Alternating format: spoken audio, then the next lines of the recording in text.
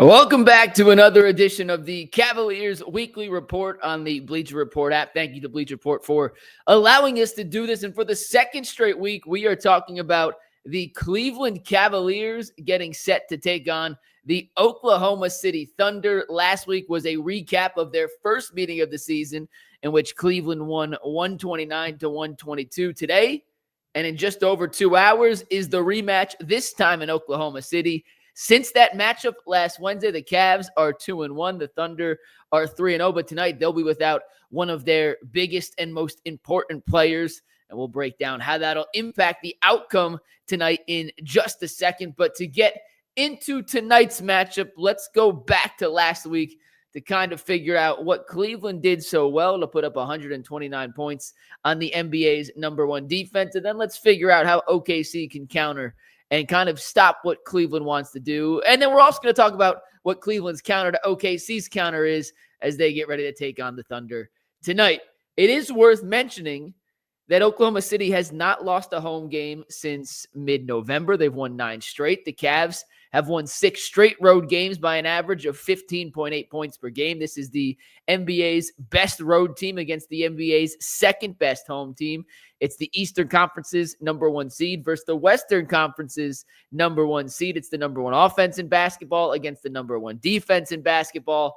And this has all the makings of what could be another classic regular season NBA game. And sure, it's the regular season. I understand that there are levels to all of this, and it's just a game in January. This doesn't have any major implication on where the Cavs will finish the standings and if they'll be the 1 seed, the 2 seed, but it could have a potential impact on which team has home court advantage in the NBA Finals if these two teams were to meet, because Cleveland won the first matchup. If they won tonight, they would sweep the season series, and that would give them the upper hand in that tiebreaker scenario. But let's go back to the first matchup. The Cavs won that game 129-122. Donovan Mitchell struggled from the floor. He was just 3 of 16. It was his lowest field goal percentage of the entire season in that game. Lou Dort did a great job slowing him down, and we'll touch on that a little more in a second. But with Donovan Mitchell taking a backseat offensively, it was the Cavs bigs who dominated. This was their stat line from the first matchup. Jared Allen scored 25 points on 11 shots, grabbed 11 rebounds, and had 6 assists.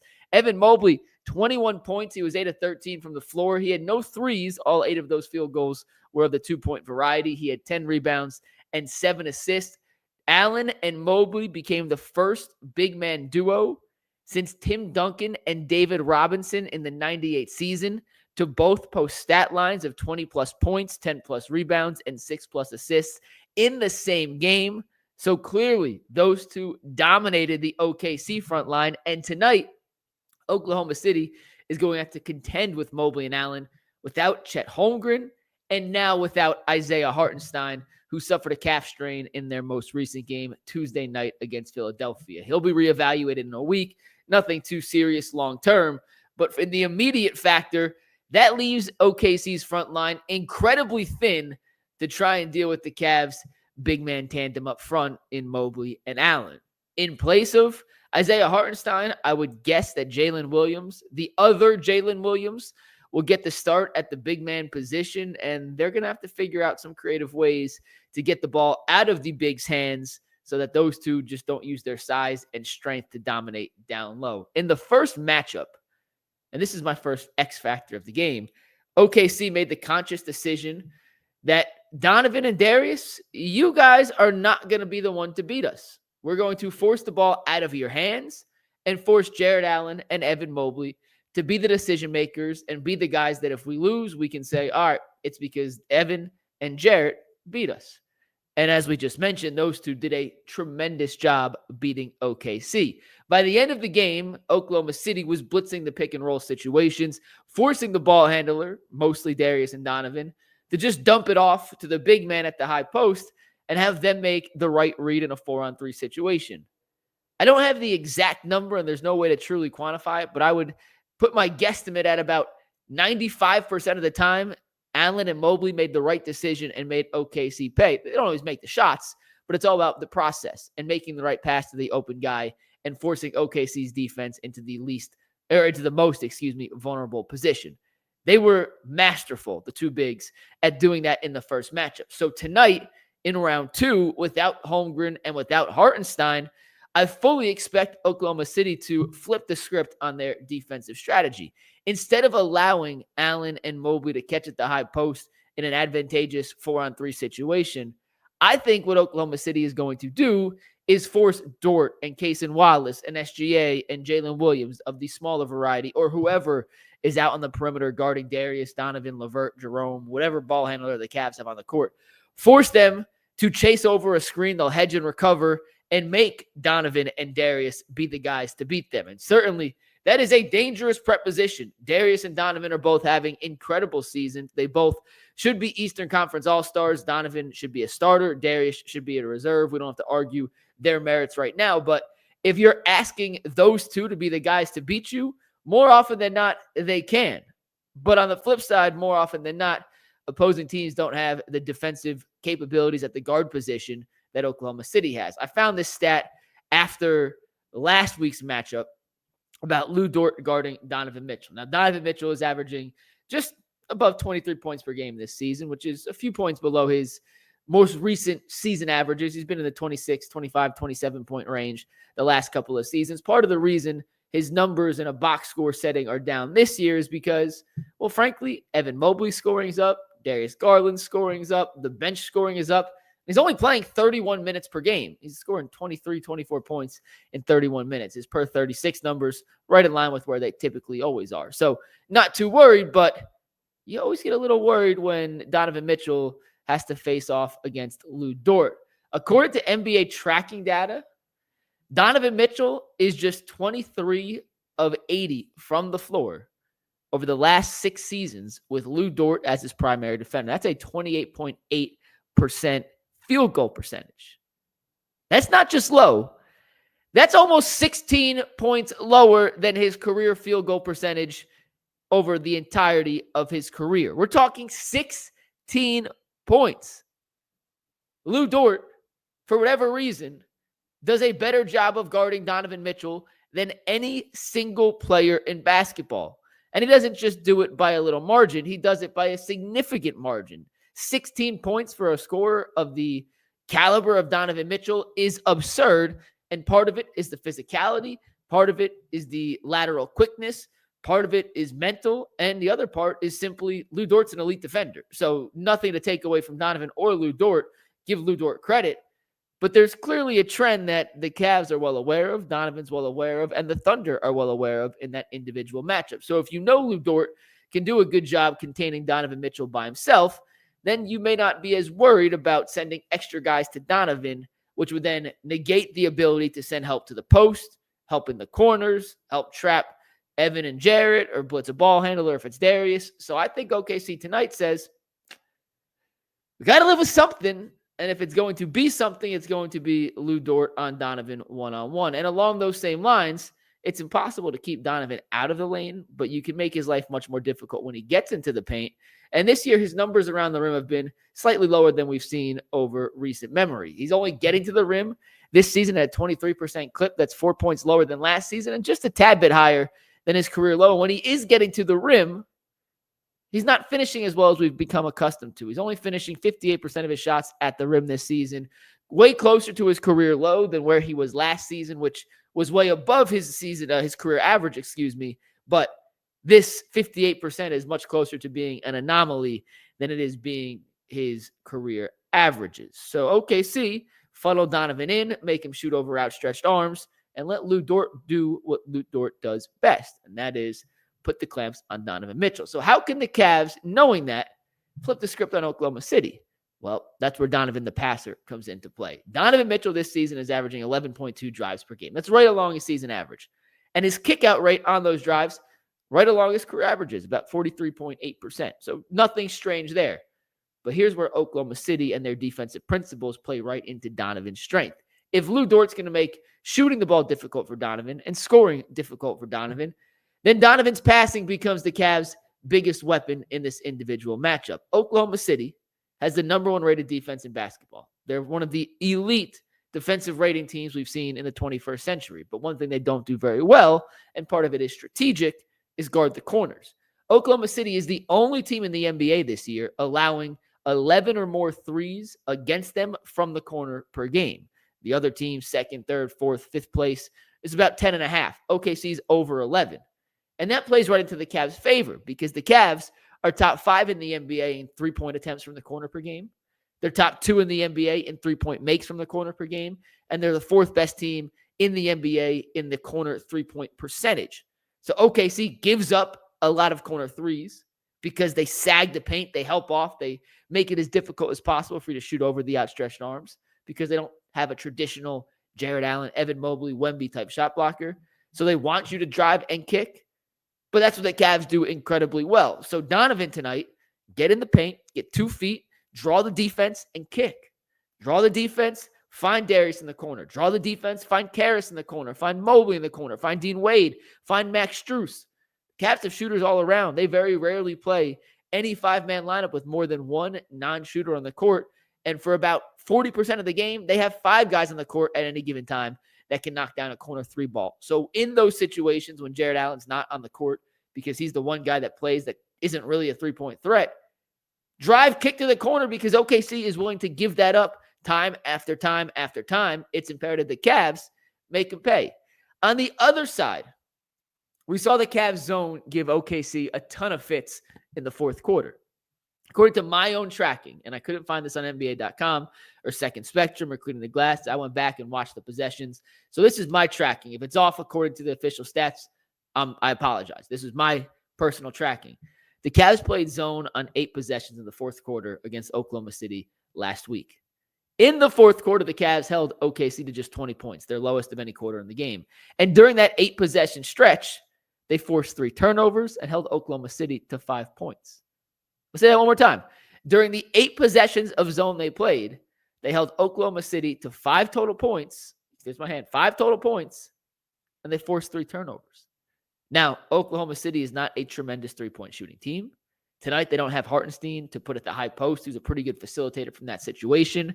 And if you want to shoot long twos against this Cavs zone, they will welcome it with open arms. We saw it against Indiana on Tuesday night, where they were consistently allowing the pass to the high post, which Indiana kept turning and shooting and missing. And the Cavs were like, thank you very much. Here, take that same shot again. I fully anticipate tonight Kenny Atkinson to deploy that zone early and often and see if the Thunder have any kind of way to generate open 3-point looks off the zone. Back in the day, and I'm a former D3 washed-up basketball player. I'm not saying I know everything. I'm not saying I could have played D. Well, I'm just telling you I did play, and I played for Jim O'Brien at Emerson College, who won the 1999 National Coach of the Year award at Ohio State. So I learned zone from a pretty qualified teacher of the 2-3 zone defense. And his number one rule was do not allow the pass to the high post. Do not let that foul line entry come because the backbone of the 2-3 zone gets destroyed when the ball is at the high post there. The principles of a 2-3 zone have completely changed in the last decade. I'm not that old, but even a decade ago, that was the number one no-no. Can't do it, not at all, no chance. You're getting taken out of the game immediately if you allow that pass. Now the Cavs have their guards spread so far out on the perimeter that pass, a 2-year-old could make it, and they want you to make that pass because it's playing right into their hands, and it forces the big man, and on Tuesday night, it was Thomas Bryant, to turn, face the basket with what appears to be an open 14, 15-foot jumper. And they'll live with Thomas Bryant taking 14, 15-foot jumpers. They'll live with Jalen Williams, the Jaylin Williams, taking 14 and 15-foot jumpers time after time after time tonight. Hell, SGA scored 31 points in the first matchup. He took 27 shots. If SGA wants to take long twos all game, they'll allow SGA to get to the high post and take that mid-range two time after time after time. It's a numbers game. And I expect that zone to be seen early and often again tonight. Most zone defenses and most full court presses and anything that's not traditional man-to-man in the NBA feels just fluky more often than not. It's just a change of pace, get a team out of its rhythm for a possession or two and then call it off. That's not how I get the feeling that the Cavs zone is. I feel like they look at this 2-3 zone that Max Strus has helped implement as a legitimate defensive weapon, and I tend to agree. I think it has been a weapon, and I think that zone has helped Cleveland, capture 2 or 3 victories that they may not have this year if they weren't able to completely stymie other teams' offense with it on multiple occasions for prolonged stretches. Another X factor tonight, and I can't believe I'm saying this, is Max Strus. Because in the first matchup against OKC, if it wasn't for Max Strus, I think we're looking at a very different outcome. If you go back to that first matchup, OKC dominated the first quarter. And the only reason it wasn't a 12-point OKC lead in the first or after the first was because Max Strus came off the bench and hit 3 threes in the first quarter to keep the score competitive. And being down, I believe it was 6 or 7 at the end of the first quarter, as opposed to being down 10 or 13 is a completely different mindset when you're in the trenches like that. And Oklahoma City, although they have a bunch of guys who can run and are long and are athletic and are good defensively, they just kind of let Max Strus run free on the perimeter more often than not, and he made them pay. And even without Hartenstein tonight, and I should have mentioned this earlier, even without Hartenstein, they still have the 3rd and 4th best defensive ratings in basketball, according to NBA.com defensive rating data. They're 5-man lineups without both bigs, and you could mix and match. It depends on who you want to get to. They're still a good defensive team. Like, this is not going to be a cakewalk by any means. But when you lose Hartenstein, it's going to force you into different principles and different concepts, and you may not be as willing to switch as frequently as OKC wants to do, and that plays right into the motion offense the Cavs play, and mainly open up some extra threes for Max Strus. I can't wait for tonight, guys. Like, seriously, this is another one of those matchups.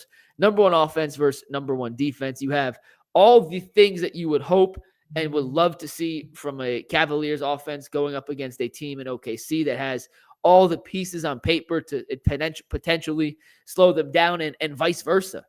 The Cavs used Dean Wade to guard SGA last time, and Dean Wade did a really good job of slowing down, not shutting down, of slowing down SGA. Like I mentioned, he scored 31 points. He played a very good game. But if you're going to take 27 shots and come away with 31 points, that's a win for the Cavs. And Jalen Williams got a lot of his points in transition. That is the last thing I want to talk about. I should have brought this up earlier. It slipped my mind. Bad job out of me. If the Thunder don't have a real big, and by real big, Jalen Williams is a big, but he's not in the same ilk of a Hartenstein or Chet Holmgren, get out and run. And the Cavs' transition defense tonight is going to be absolutely crucial to them winning this game. The Cavs should dominate the glass. We showed you these numbers earlier. We'll show you them again. 21 rebounds from their bigs last game. Without Hartenstein and without Chet Holmgren, I fully expect another 20-plus rebound game from the Cavs' bigs. OKC is going to have to gang rebound. And as soon as they gang rebound, they're going to try and fly down the court in transition to get some easy and early opportunities in offense. Try to get some buckets on the fast break, because it's going to be a much tougher situation for them to score without their de facto ball handler and playmaker from the Big 5 position. Jalen Williams, tremendous fast break player. SGA, tremendous fast break player. Cason Wallace, tremendous fast break player. They have guys off the bench, long athletic wings that can put you in disadvantageous defensive positions if they get out and run much more easily than they could if it was a half-court set and they were running specific offense for the likes of, I don't know, let's just say Aaron Wiggins or Isaiah Joe. 2 good players, but guys that you're much more worried about on a fast break than you are in a half-court set. Not having Hartenstein is a huge loss for Oklahoma City. It's not crucial, and it's not a critical, they can't win without him, but it is objectively a massive loss, and it's a position for the Cavs, who were already had the matchup advantage in the front court. Well, now there's no excuses. And even though Oklahoma City is a really, really good home team, and that arena is very difficult to play in, the Cavs at last check were 1.5-point underdogs. And I kind of love that if you're a betting man and can place a little wager. I'm not telling you what to do. Gamble responsibly, but without Hartenstein, I really do like the Cavs' chances tonight. We mentioned Donovan Mitchell. Darius Garland is playing out of his mind right now. Him versus Cason Wallace could be the matchup to watch tonight if OKC puts all their defensive attention on the bigs like I anticipate them doing, and Lou Dort has the Donovan Mitchell assignment. Can Darius cook Cason Wallace, get the best of that advantage? Anytime Darius has been put in a situation like that this season, he's typically come out on top. I wouldn't put it past him, but you do have to give Cason Wallace credit. He is a very good defender, super athletic, top 10 in the NBA in steals, and they have other guys behind him.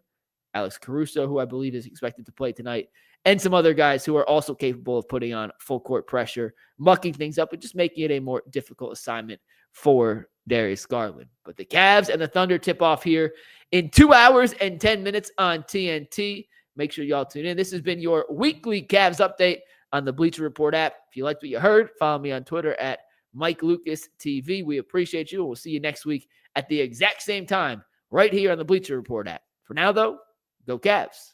Peace.